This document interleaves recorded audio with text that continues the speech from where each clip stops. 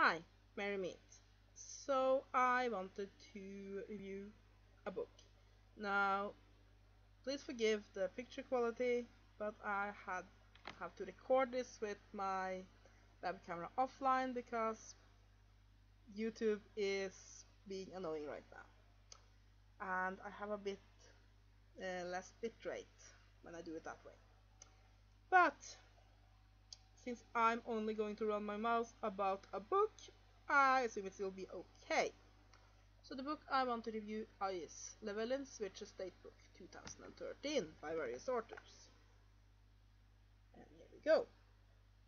So this is one of the many almanac type books that Llewellyn publishes each year.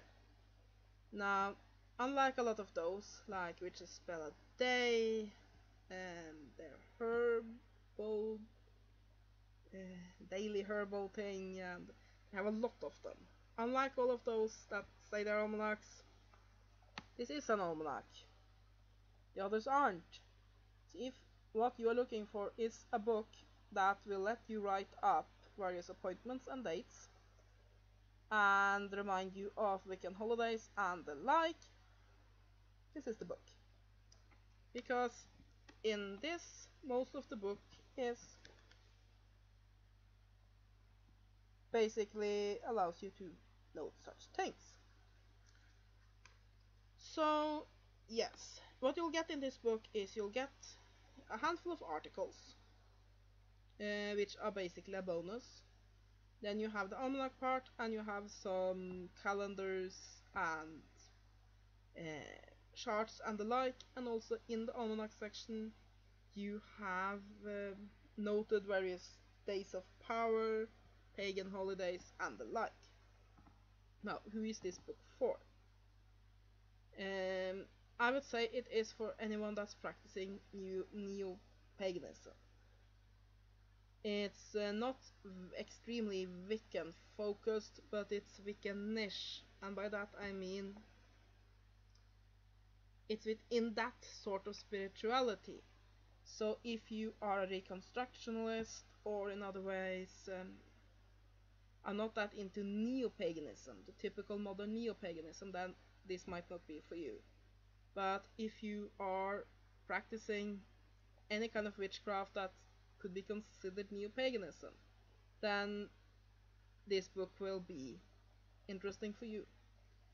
And yeah, I have bought this book several years, and I'm very happy with it. Now, so let me just go through some of the things you'll find in here. We'll begin with a calendar. And yeah, this is spiral bound, which is useful when you're gonna have this in your purse and use it as an almanac.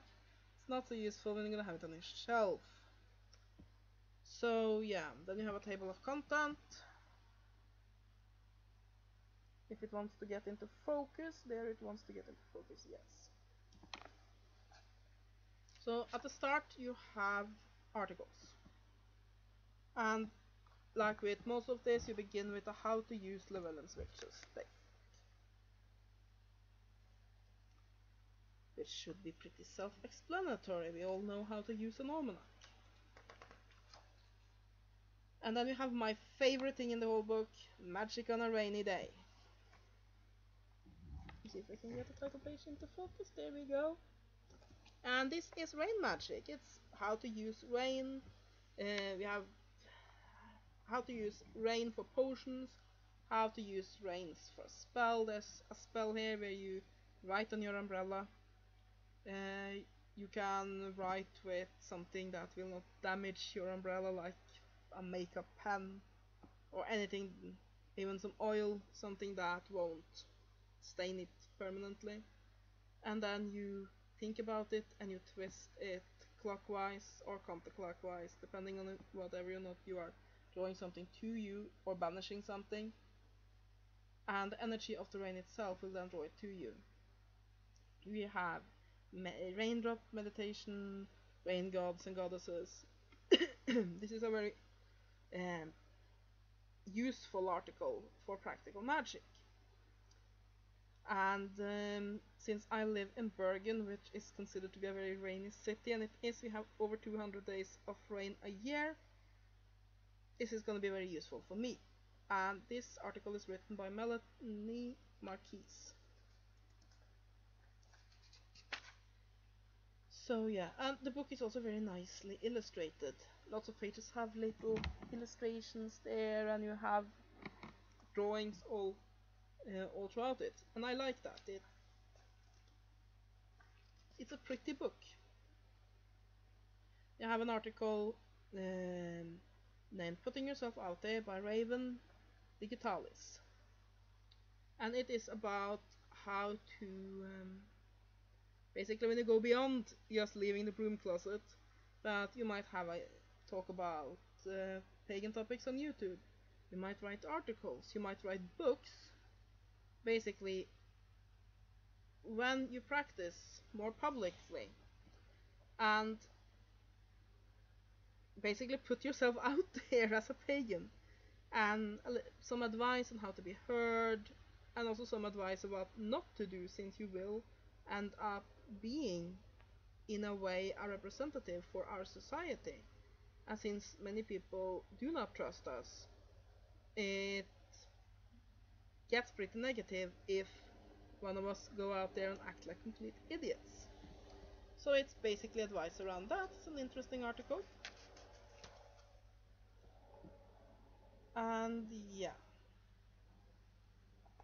book is a bit hard to thumb through. The pages stick a bit. I don't know why, because it's paper feels completely normal to me, but it does. Then we have Cauldron Magic and Lore.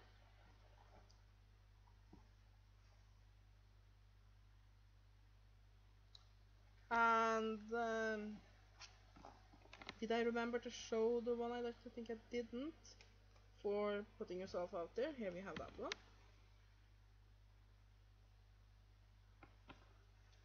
Yes, we have Cauldron Magic and Lore, which is exactly what it sounds like on the tin. It's about the cauldron, some spells, how to use the cauldron in rituals, lore about it, basically information about the cauldron. And it's written by James Campbell. It's an okay article, but it's mostly what you will already know if you have been practicing a while, since the cauldron is one of the pretty standard tools. But it's fine, it's fine. And then we have, if I can get it, there we have Staying Positive. This is my least favorite article in the book because it's very new agey. Now, don't get me wrong, I am a new ager. I don't have a problem with new agey, but I do have a bit of a problem with the staying positive all the time. Positive, positive, positive, positive, positive. So yeah, but there are some interesting advice here about basically having a positive outlook on life, and I do think that having that will help you. But you have a bit about energy medicine, a bit about protection. It's a very new agey article on good and bad. I don't think it's a horrible article, and like I said, I am a new ager myself. I consider myself to be a new ager, so I'm not judging here. It's just, I don't know, the article's a little bit flaky, but it's not bad. It's not bad. So yeah, then you have an article, and yes, I almost forgot the author. It is written, the Staying Positive article is written by Tess Whitehurst. Then we have Moon Void of Course, which is basically when the moon is not in correlation with signs in the normal way, we would call it the moon out of course. It's one of the things that happens in astrology, which I could go closer into, but this isn't really a video to do that. It is, however, explained in the article what it is, so Even if you have no idea about astrology, you will find out what it is. And this article is written by Dallas Jennifer Cobb. Now, I'm not the biggest on astrology. I mostly study it because it can be useful for correspondences to magic. But it is a good article. It explains things very easy, and I think it's a very good introduction to the topic of the moon void, of course. So it's definitely good to have there. And each of these articles are usually 3 or 4 pages. So now we get to the meat of the book, which is the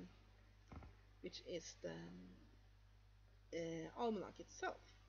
So here's the first page of it. And as you can see, most of the days are marked with little things. So for example, we have the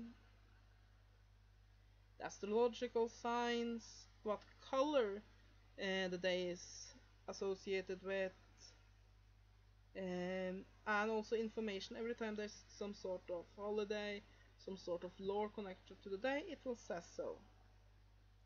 For example, on Wednesday, the 2nd of January, which has the color brown, we have the astrological signs and so on. We have couple insects, which is then associated with today. Sacred in Aztec tradition helps in connecting with the divine. So we have all sort of little bits of information about that day. And here and there are also illustrations like this one, which helps spice things up. Now, another thing I really like about this book is, for example, here we have some lore about Imbolc.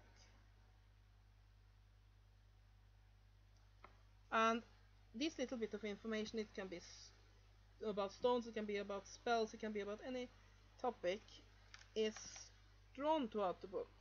Like Quickening Moon, just little half-page mini articles, if you want, spread throughout it.